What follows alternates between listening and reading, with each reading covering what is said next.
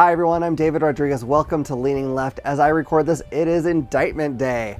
The Trumpster fire is finally facing 7 federal charges so far, which include willful retention of national defense information, conspiracy to obstruct justice, withholding a document or record, corruptly concealing a document or record, concealing a document in a federal investigation, scheme to conceal, and false statements and representations. Whew. He posted about his indictment on the laughably named Truth Social, saying, and I really wish I could do a Trump voice, but I can't, "The corrupt Biden administration has informed my attorneys that I have been indicted, seemingly over the boxes hoax, even though Joe Biden has 1,850 boxes at the University of Delaware, additional boxes in Chinatown, D.C., and even more boxes at the University of Pennsylvania, and documents strewn all over the garage floor where he parks his Corvette, and which is secured by only a garage door that is paper thin and open much of the time. I have been summoned to appear at the federal courthouse in Miami on Tuesday at 3 p.m. I never thought it possible that such a thing could happen to a former president of the United States who received far more votes than any sitting president in the history of our country and is currently leading, by far, all candidates, both Democrat and Republican, in the polls in the 2024 presidential election. I am an innocent man. This is indeed a dark day for the United States of America. We are a country in serious and rapid decline, but together we will make America great again." Wow. How can anyone listen to this guy for more than 5 seconds? Just to clear things up, he definitely didn't have more votes than any sitting president in the history of our country. He lost the popular vote in both elections he was in. Easily debunked lies. He loves those things. But listen, I am absolutely thrilled, as any American who believes that laws are important should be. I know that it's sort of sad that we have to indict a former president, but he's the guy who allegedly committed these crimes. The fact that we are acting on it instead of letting it slide is a good thing for our country.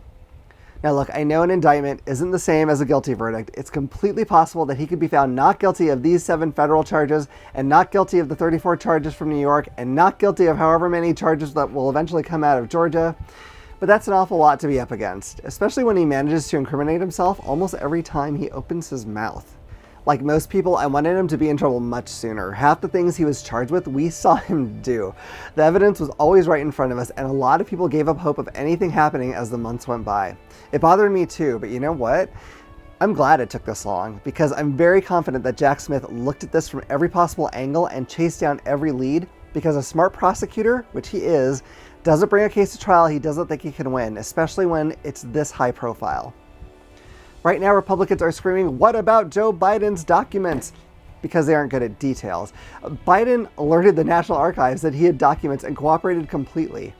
You'll notice of the things Trump is charged with, only one seems to be just about having the documents. The rest are all about how he fought and lied to keep them, even ignoring a subpoena to turn them over.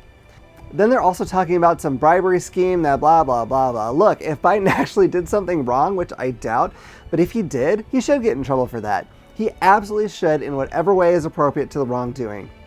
Of course, since we can indict a sitting president, as we all learned with Trump, we'll have to wait a bit. But here's the thing. Whether they actually have something on him, or it's just another baseless accusation against a Democrat they don't like, it doesn't matter.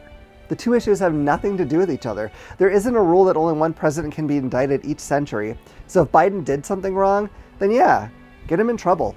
But for now, we have Trump sitting at 41 total indictments between the federal ones and those from New York, and a lot of champagne bottles being opened because of it. To Donald Trump, in the off chance you're watching this between the food throwing tantrums, let me say this to you. You want to be the kind of guy known for making good on promises, right? If so, then plead guilty and ask for the maximum sentence on all these indictments. Go ahead and do what you promised. Make America great again. For the rest of you, I hope you've enjoyed this video. If you have, please hit like and subscribe and click the little bell icon so you can know about the next time I put out a video. And in the meantime, stay woke, stay vigilant, keep fighting, and remember, if you keep leaning left, you'll always be right.